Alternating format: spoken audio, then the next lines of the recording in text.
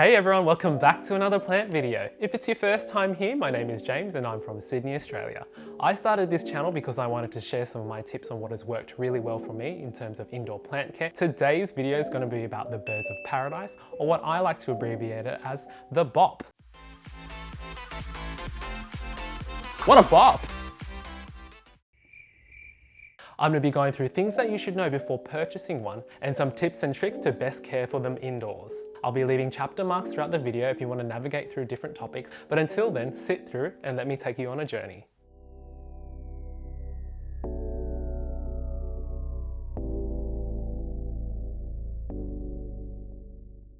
Look, I'm going to be real honest with you here. When I was first seeking for birds of paradise, I actually had no idea that there were so many different varieties. The two common types that you'll actually see sold at the nurseries or hardware stores are usually the Strelitzia Nicolai and the Strelitzia Reginae.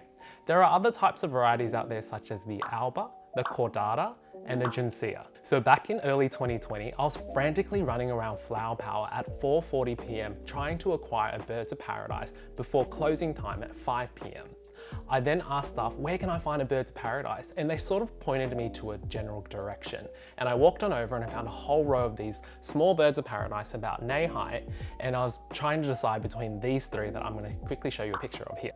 Out of the picture, I actually went for the one that looked a little bit more like a shallot as opposed to the other two, which was a little bit more luscious in growth. Because when you do think birds of paradise, at least in my head, I think tall and strong. So I did want that to eventually evolve into that one day. I then took it home and then did a little bit more research, and to my shock horror, I found this YouTube video of this time lapse, and basically it was between 1 to 4 years. On the first year, it was probably the same size as my own birds of paradise, and then on the fourth year, I only found it actually doubled in size, so probably like from here to like here. I realized that it was the Strelitzia Reginae as opposed to the Strelitzia Nicolai.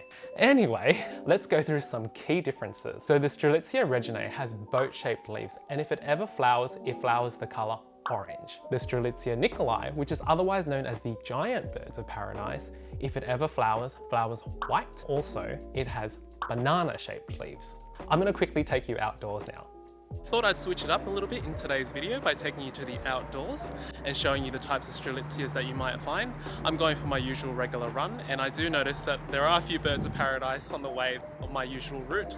Right behind me you can see a Strelitzia Reginae. I'm apologising for the audio in advance in case it's a little bit windy, but basically you can tell it is a Reginae by the orange flowers over there. And I'm going to keep going on my run and showing you a little bit more. Quite interestingly, the one behind me is a Ginsea, and I actually didn't even notice this until I looked a little bit closer and I was like, oh, that is a birds of paradise. But basically you can see that they've got really thin leaves, and apologies for the shiny forehead, but yeah, that's also a birds of paradise. Amazing.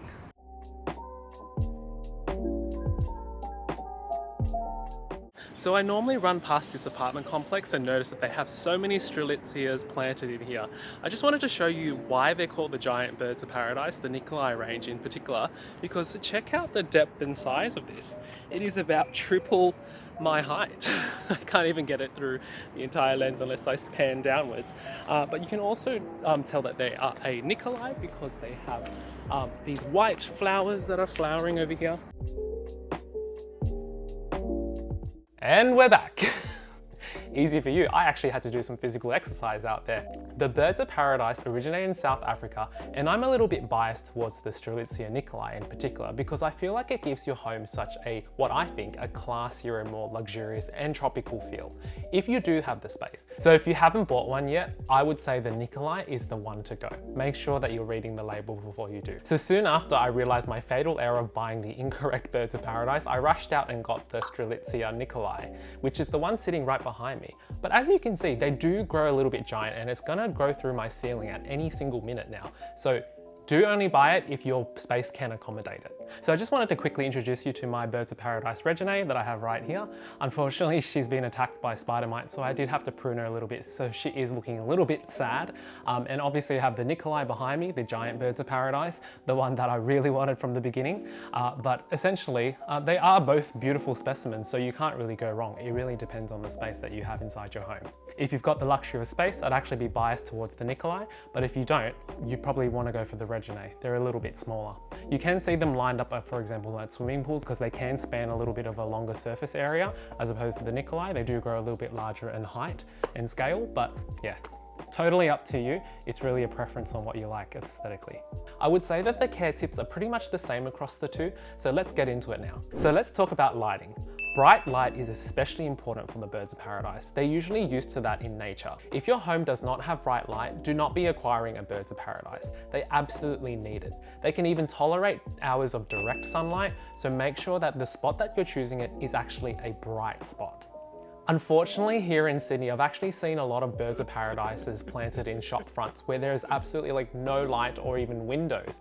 And I get the appeal. The Birds of Paradise look so elegant and appealing, but if you don't have the correct lighting conditions, or at least some grow lights or some sort of mechanism to allow them to acquire some light for photosynthesis, then don't be purchasing one of the Birds of Paradise. Let's talk about watering.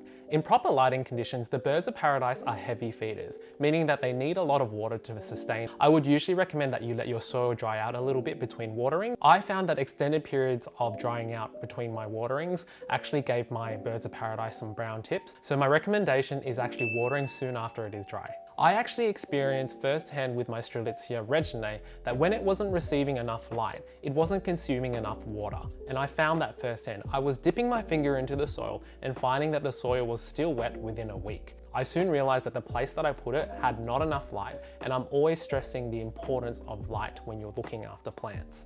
Obvious signs of overwatering include droopy leaves, excessive splitting, browning of the edges, so you want to prevent some of these signs. As with all plants, there will be some natural buildup when you are watering it with different sort of chemicals such as liquid fertilizer and oils, etc. So you do want to look at leaching the soil from time to time. Regarding repotting, repotting is a little bit of a strenuous exercise with these guys, obviously because they're so giant. So it is desirable to have someone else there with you so you're not causing your plant any harm when you're trying to transport it in and out of a different pot or into the same medium. They do prefer to be a little bit more pot bound. You could probably get away with not repotting for about 18 to 28 months. You do want to repot a little bit sooner so you can replenish those nutrients in the soil, because generally after a year's time they do sort of dissipate. Typically you want to choose a pot that is about 5 to 10 centimeters in diameter, a little bit larger than the previous pot if you do want it to grow. However, if you're happy with the size, you could replant it in the same medium. However, make sure you're changing out that soil. Repotting the Birds of Paradise is recommended in spring and summer because that's when the plant is the strongest. So my personal recommendation on a potting mix includes 70% premium potting mix, 15% charcoal and 15% perlite. You can substitute the premium potting mix for example, 35% cactus mix and 35% orchid mix. They have roughly the same ingredients. Another mix that you can consider includes 30% peat moss, 40% compost and 30% pumice or perlite. For those in Australia, I'll leave a link in the description box with the products that I purchased from Bunnings. Maintenance, maintenance, maintenance. The thing that I always remind people to do is making sure that you're wiping those leaves down. The Birds of Paradise needs it especially. The leaves are so large and they have a massive surface area for dust to accumulate on them. So make sure that you're wiping this down periodically, and you're also preventing it from snarky pests. Some of the common pests that your Birds of Paradise will experience are scale, aphids, mealybugs, as well as whiteflies. I've actually also been attacked by spider mites, which has been crazy. I do see they suck the life out of your plant. Anyway, I'll probably just hone in onto one topic, which is the mealybugs. I've gone over to multiple mates' places who do own Birds of Paradise, and they all have mealybugs for some reason, this kind of white cottony looking pest that is attached to the leaf. So the tip that I recommend to get rid of mealybugs includes getting a cotton swab, putting a little bit of rubbing alcohol, and if you don't have any rubbing alcohol, I actually substitute this for hand sanitizer. Obviously during these COVID timings, everyone's got a bit of hand sanitizer at home. I dip that in to the hand sanitizer. I bring the cotton bud over to the leaf, and then I start swirling the cotton bud around to get rid of the mealybugs. After I've cosmetically removed all the mealybugs, I'll grab some paper towel, prepare a little bit of a solution of a little bit of diluted dishwasher liquid as well as some neem oil. Then I'll give it a thorough wipe down. So a common problem that you may face with the birds of paradise is that sometimes the leaves may get stuck and you may want to just give it a little bit of a helping hand. I've got two methods here. The first one I try is misting, and if that's not too effective, the second one I go for is a little bit more physical in action, where I grab some paper towel and lukewarm water and then kind of glide that over the leaf and then sort of maneuver it out. Finally, onto my favorite topic on styling. So I'm a little bit particular on how I style my plants in general. And even with the birds of paradise, when I first bought it, the bases were actually perpendicular to each other.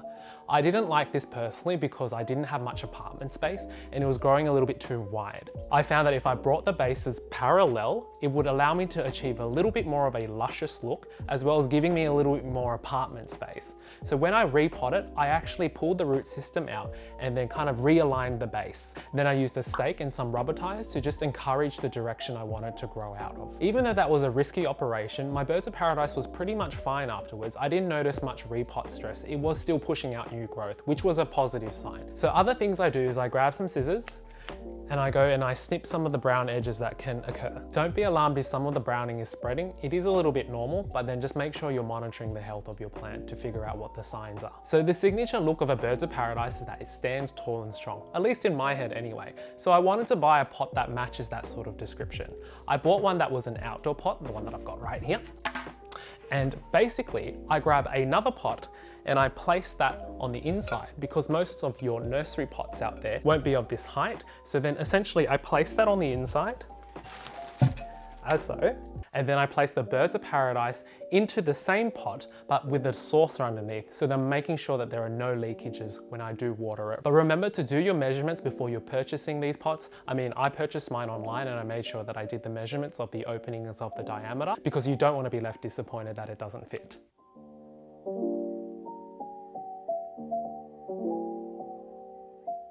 Thank you guys so much again for watching. I really hope this video was useful for you. Feel free to drop me a comment or a question about the birds of paradise in the comment section below. I'll get back to you as soon as I can. I drop some regular content, so I'll leave some floating icons so you can dive into some other cool plant related stuff on my channel. But remember, if you liked today's video, remember to give it a thumbs up, subscribe if you haven't already, it would really mean a lot to me, and switching on that bell icon so you don't miss any updates when new videos drop. But until then, stay safe, eat heaps of cake, and I will see you in my next video. Bye for now.